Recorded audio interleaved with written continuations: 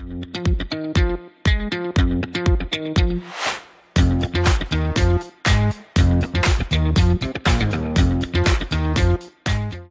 तृतीयाच्या शुभ मुहूर्तावर पिंपरी चिंचवड म्हणजेच उद्योग नगरीमध्ये वाहन खरेदीचा मोठा कल जो आहे तो या ठिकाणी आपल्याला पाहायला मिळतोय।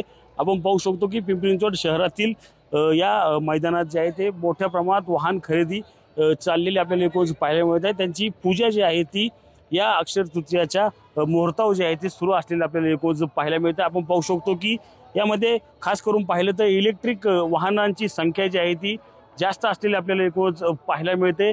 कालच राज्य शासनाकडून इलेक्ट्रिक वाहनांना जे आहे ते टोल माफीचा निर्णय घेतल्यानंतर या ठिकाणी अनेक वाहनं जी आहेत ती या ठिकाणी आता इलेक्ट्रिक वाहनांची संख्या जी आहे ती या ठिकाणी जास्त पाहायला मिळते। आपण पाहू शकतो की याच इलेक्ट्रिक वाहनाची जी आहे ती खरेदी विक्री जी आहे ती मोठ्या प्रमाणात सुरू असलेलं पाहायला मिळते। काय सांगाल, इलेक्ट्रॉनिक वाहन का घेत आहे? नक्कीच इंधन बचत करण्यासाठी घेतोय आणि एक इलेक्ट्रिक वाहन असावा, आपलाही थोडासा हातभार राहावा पोल्युशन कमी करण्यामध्ये, त्यामुळे मग इलेक्ट्रिक वाहन। काल राज्य शासनाने टोल माफीचा निर्णय घेतलेला आहे की जे इलेक्ट्रॉनिक वाहन आहेत त्यांना टोल माफी घेतलेली, खूप स्वागतार्ह निर्णय आहे।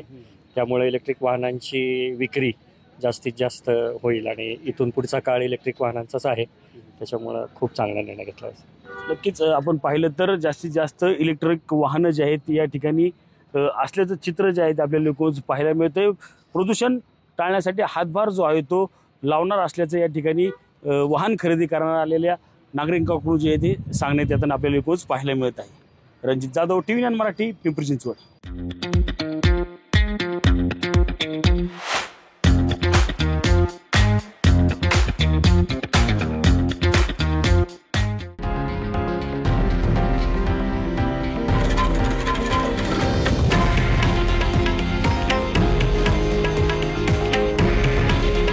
हे आहे देशातील नंबर 1 न्यूज नेटवर्क आणि आपण पाहत आहात TV9 मराठी।